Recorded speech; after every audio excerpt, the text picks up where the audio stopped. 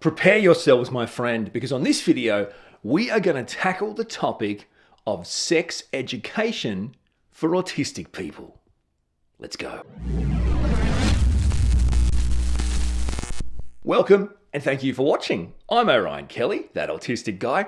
I'm all about helping you raise your level of understanding, acceptance, and appreciation of the autistic community. I'm super proud of the amazing community we have built, so hit the subscribe button and join it now. Sex education for autistic people / neurodivergent people. Why is this so important? And really importantly, what are the specific challenges faced by autistic people in accessing appropriate sex ed? Why is it that some autistic people struggle in understanding and expressing their sexuality? Let's start by chatting about traditional sex ed.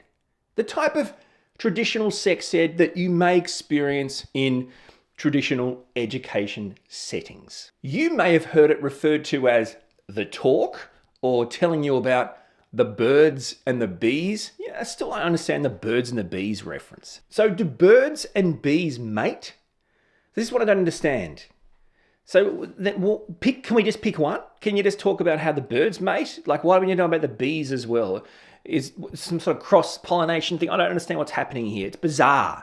What has that got to do with my sexuality? Do you see what I'm saying? It's like, it's confusing from the start. Okay, now, you may have gone to school and experienced some style of sex ed that almost everyone else you can talk to has experienced as well. They seem to be pretty uniform, right? And what's really interesting is when we talk about sex ed, we're talking about the untalkables.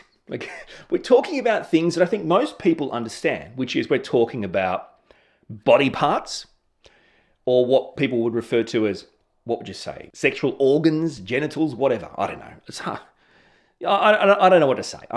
This is as icky as it for me as it is for you, and you're the one watching. So, I'm not a doctor, I'm not a teacher, academic, healthcare professional in any respect, that is. I'm just basically trying to share my own personal experiences with sex education for autistic people, for people who think differently. And why I think the mainstream traditional sense of sex ed can be really problematic for autistic people, for neurodivergent people, for people who clearly think differently. Now, the first thing is, like I said, it's the talk. It's the birds and the bees. It's about body parts, and it's about how they, I was going to say how they come together. That doesn't make, this is the worst video.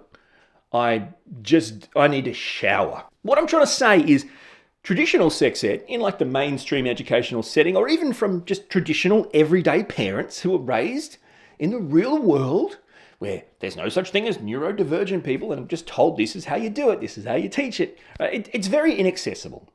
It's not on a language level that autistic people can grasp. So that's the starting point. Sex ed is important, in my opinion, right? It's a basic human right. Everyone should have some sort of working level of sex ed. They should know about sexuality. They should know about themselves, how things work, those kind of things. Because it's not about they should know so they can use them. It's about they should know so they can understand and express their own personal sexuality, right? That's what it's actually about. But as we know, autistic people have unique and often very different learning styles. And no one autistic person is the same as another, right? But what we do know, in general terms, is we learn differently.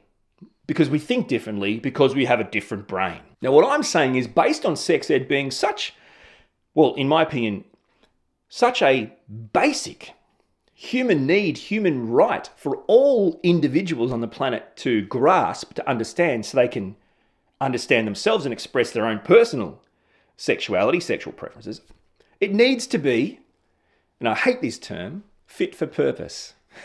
Such a corporate term. It needs to be tailor-made to the person receiving the information. Accurate, inclusive, age-appropriate, appropriate to the neurotype of the person receiving the information. Oh, please, Orion, whatever. Why? What are you talking about?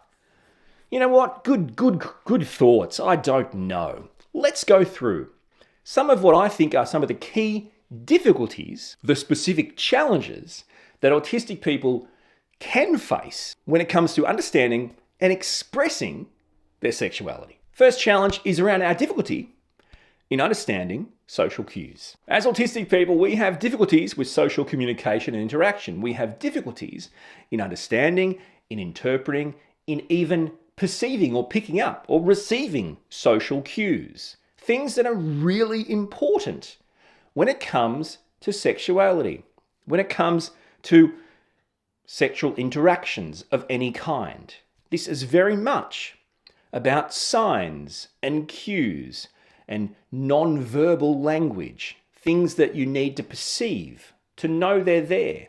For autistic people, we don't even know they exist, let alone know that they're happening, to perceive them, to process them, and then to get that processing correct, and then work out what's happening. See all the steps in my head just alone thinking about it. Don't tell me that body language or facial expressions isn't part of sexuality. Because honestly, it is. Does that mean that I know or have ever known when anyone in the history of my entire life was trying to send me a body expression or a facial expression or some sort of sign or cue that they were interested in me or wanted us to do stuff? Never, ever, ever have I ever thought, oh, I see what you're doing there. Like, no, you could be giving me those signs and I might look at you and go, did you want a sandwich? Yeah, like a sandwich, like you're hungry. These clear challenges for autistic people can make it extremely difficult to understand, really to even pick up on the social cues, on the nuances of sexual communication. Because that exists, right? There's a form of sexual communication that maybe isn't the style of communication autistic people rely on, which is open, honest, straightforward, black and white, concrete, easily understandable, ironically explicit. Another challenge autistic people have with understanding sex ed, with understanding our sexuality, is around abstract concepts. Now, I'm talking about this from a point of view of the autistic brain.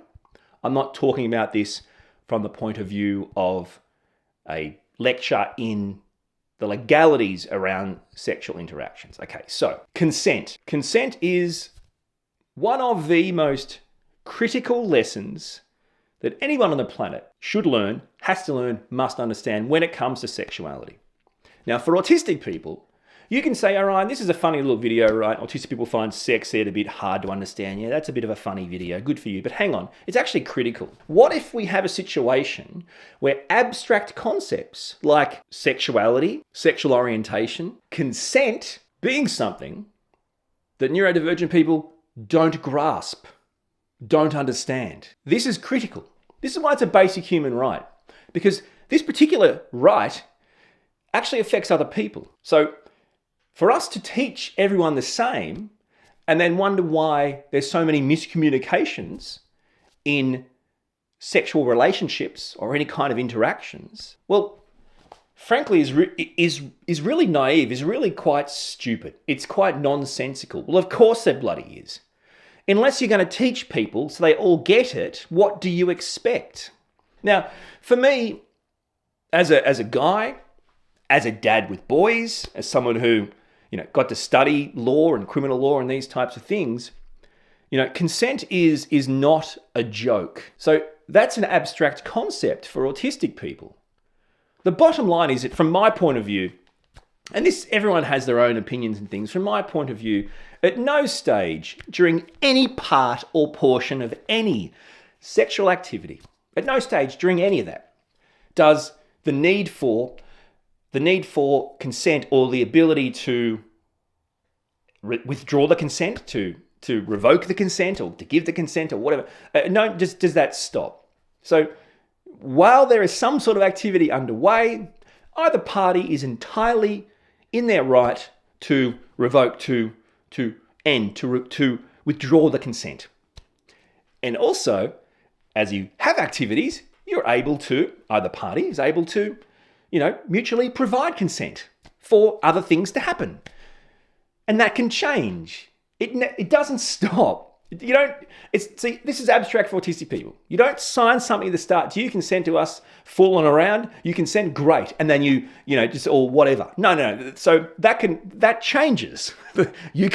Consent is a fluid thing that is the right of either party to have full control over what's going on. You don't get to tell other people what they can and can't do. So now that might be the only way to teach autistic people. To be that straightforward and black and white and concrete. And to you, it might sound a bit stupid. And again, I'm just trying to explain the idea of the difficulty with abstract concepts. Because look at it like this. And this is about consent, because I think it's super important.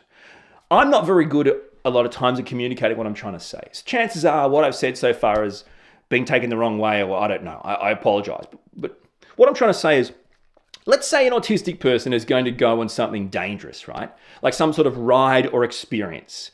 And they basically sign like a waiver, a consent form saying they consent to themselves going on this ride or experience that could be dangerous, could even end in death. And they consent to that, knowing they're going on it, and that can happen. And they're signing a little waiver there, consenting to themselves going on that thing and having the possibility of something going wrong. Okay, now, during that ride, the autistic person is not going to think, oh, I have to sign the form at each portion of the ride until the ride's completely over. I sign the form, I go on the ride, the luck's in the hands of the gods now, right? So that's one concept. The other concept is in a sexual scenario. So at the start of the experience, you consent. And as the experience continues and potentially evolves or moves on to different things, you think, well, the consent waiver thing was done at the start, so, that's that. The abstract concepts will no, Orion. The consent from either party can be continued. Yep, that's good. Let's continue. Or it can be withdrawn, revoked, broken, stopped. No, I don't want to go on. No, I don't want to do that. And the abstract concept is, but you said you did it at the start of the ride. Whatever happens, happens. See, no, that's not the case in sexuality, in sexual interactions. That's not the case. There are different laws in different states and different countries. I'm saying from a moral point of view, teaching autistic kids, young autistic adults, neurodivergent people. Yep, consent's really abstract. I get you. Some things you consent once and that's that, and it's like whatever. But when we're talking about sex ed and sexuality, I want you to know as a young autistic person, the consent is not only the right of both parties in the sexual interaction, but it's also something that never comes to an end. It isn't a one-off decision that remains in force until the end. No, it's something that is able to be altered by either party, and upon either party altering it, in other words, going from I consent to I no longer consent to going any further, that action by either party ends the entire interaction. You can't go, yeah, but I do consent, so do you see what I'm saying? So I'm trying to talk to young autistic adults here about the nuances. And sure, it might not be from a legal point of view everywhere, but from my point of view, it's the only way to look at it. And again, that's very abstract to other ways of looking at consent. Now, I've got bogged down in this one challenge, but I really think the idea to make informed decisions, the idea to understand the decisions of others is actually critical in sexuality, yet it can be such an abstract concept that it can actually be tricky to be understood by neurodivergent people, which can put them in positions potentially unknowingly, where they may have in fact broken the law, committed a crime. And again, no one is above the law. But see, this is why I think it's actually so important to have sex ed that is actually accessible in a way that the person receiving the information actually gets it. Now, the final challenge, and then I want to talk about some research around this.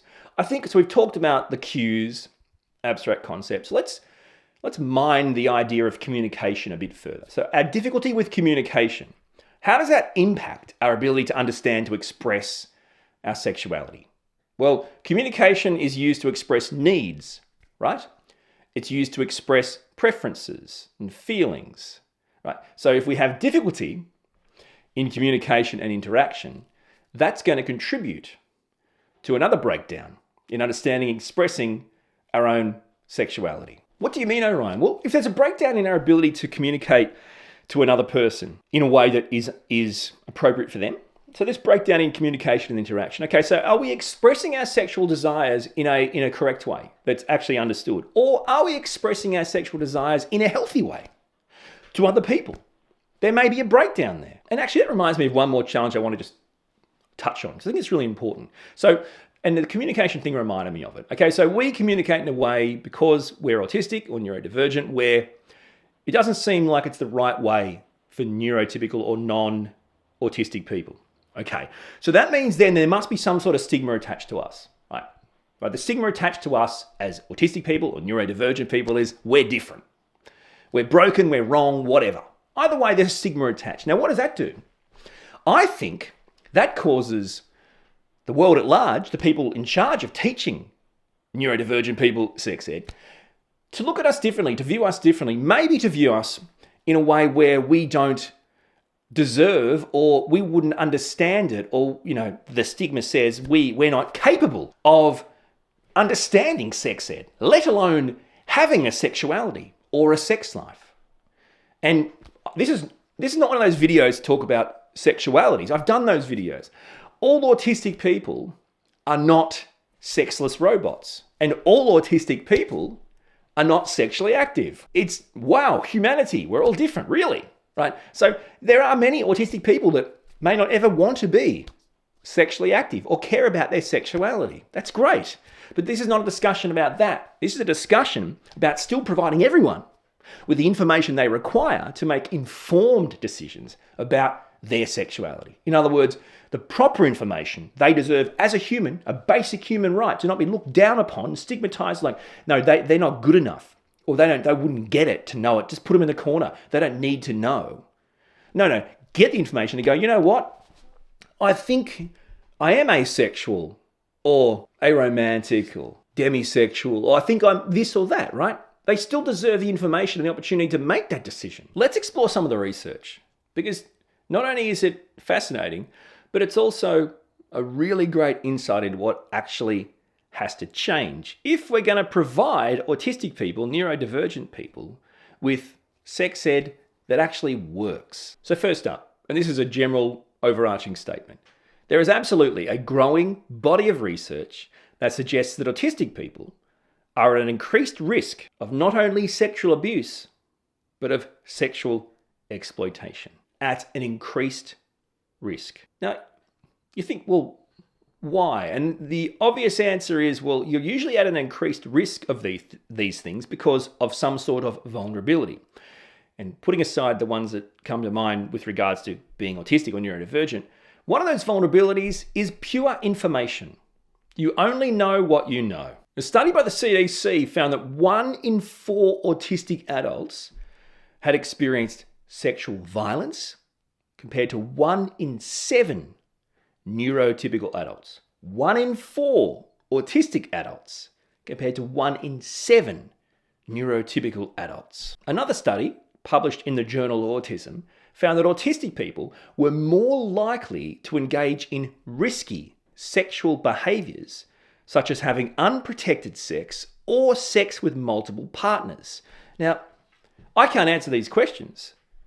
But again, let's look at it right now. So far, we've got autistic people at a higher risk of sexual abuse, sexual exploitation, sexual violence, and risky sexual behaviors, some of which include protection, which we know the ramifications of unprotected sexual activity. None of these results of poor sexual education for autistic people are like superficial. These are all profound and deeply distressing results.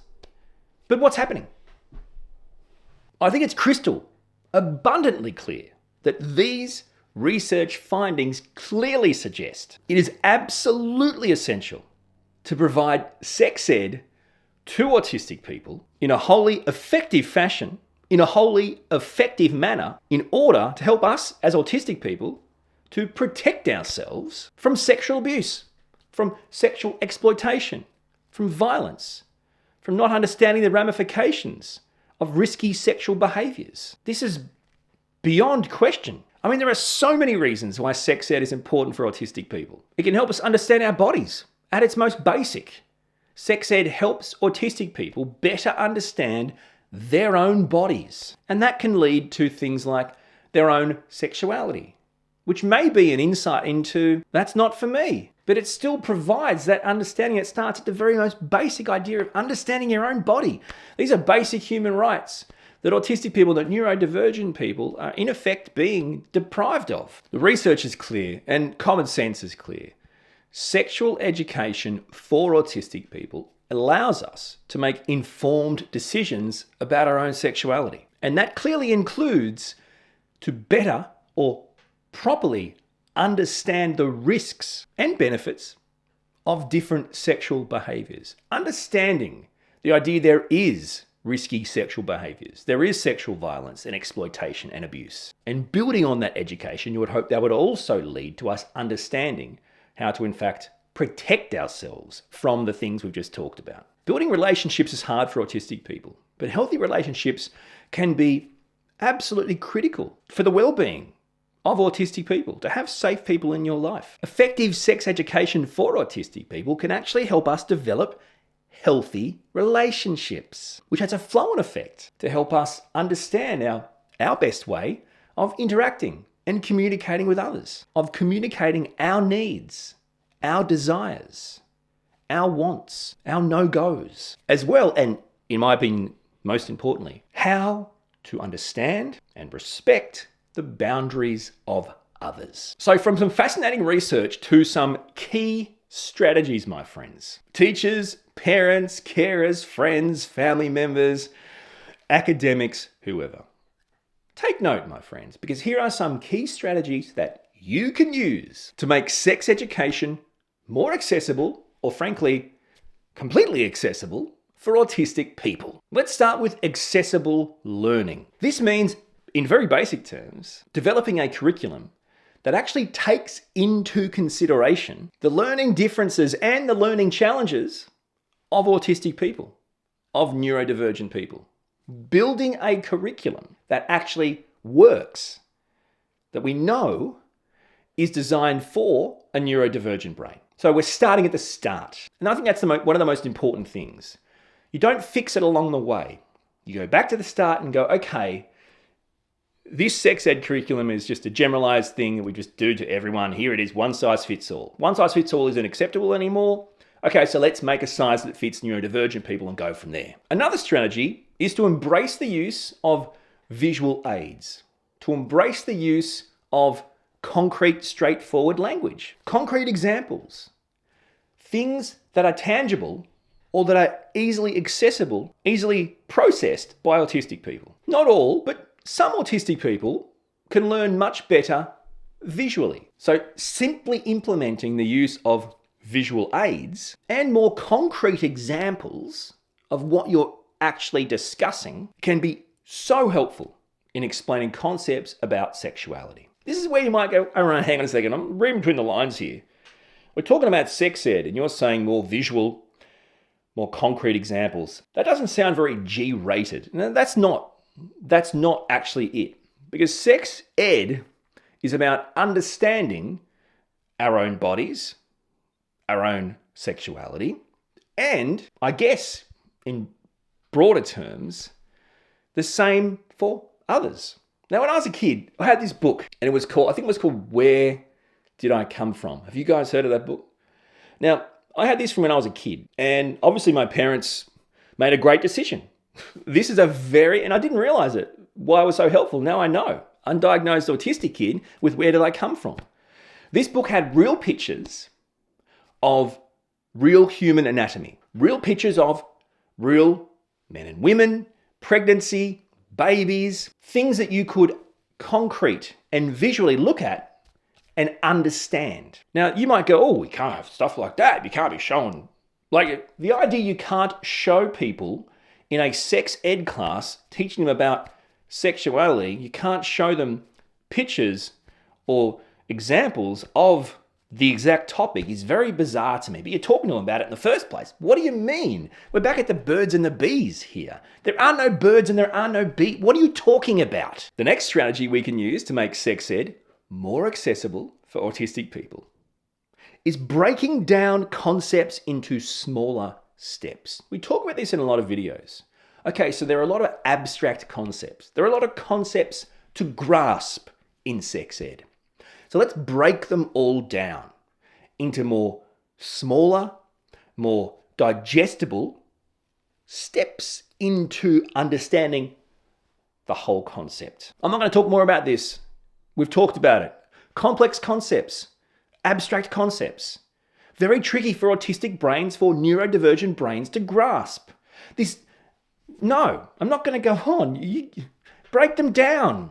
Make the complex, abstract concepts simplistic, broken down into steps that lead to actually understanding the concept. This shouldn't be controversial. Maybe it is, maybe it isn't. But another key strategy you can use to help make sex ed more accessible for autistic people is to provide opportunities for practice. What? He said, what? This is...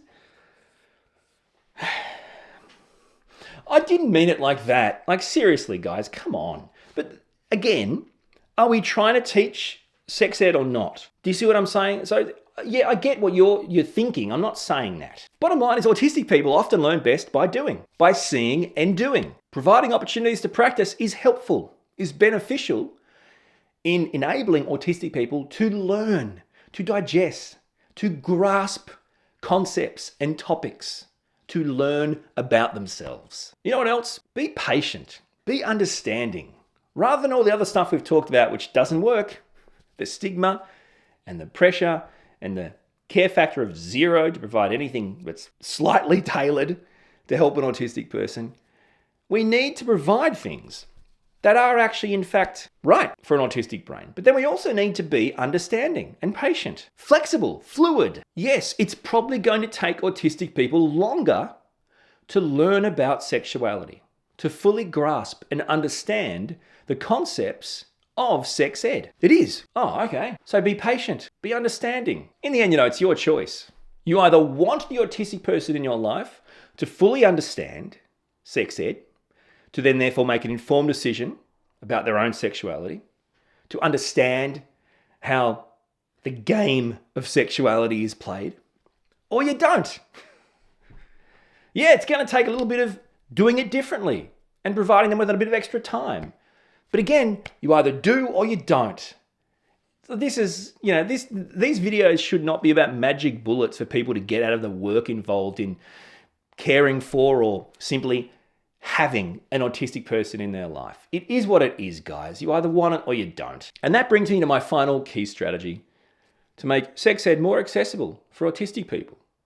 And that is working with the family, with caregivers, with partners, friends, close people.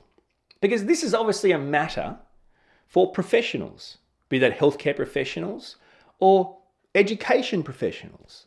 Sex ed is a matter for professionals at many different levels to not leave people behind. But then, of course, it's also a matter for parents and caregivers. Don't underestimate the role that parents, family, caregivers play in the sexual education of autistic people. And knowing that the autistic person in your life is probably someone who, by now you clearly know, operates on a very open, honest, matter-of-fact, you might say honest, brutal, too out there, whatever, but you know that.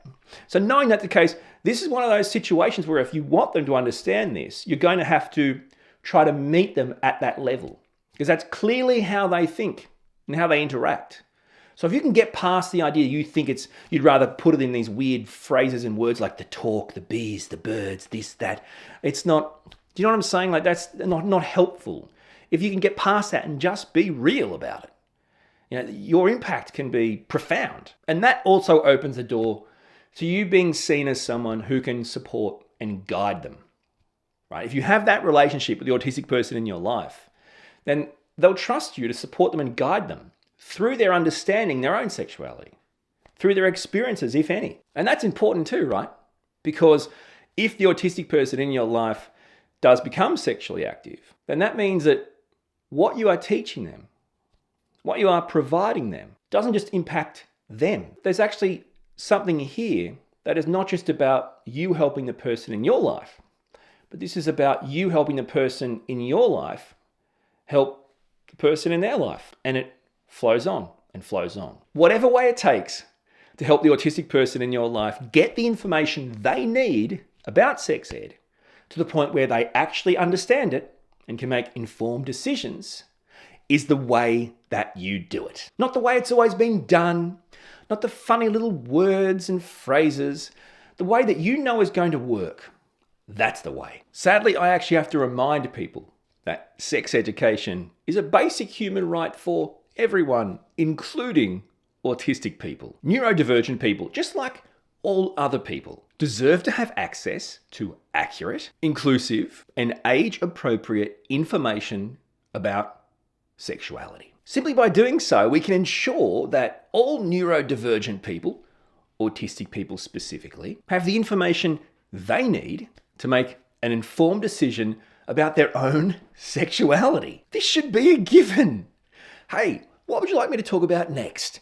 Do you have a topic suggestion for an upcoming video? Put it in the comments below. Can't wait to see it. Thank you so much for your support. Until my next video, I appreciate you watching. We'll talk soon.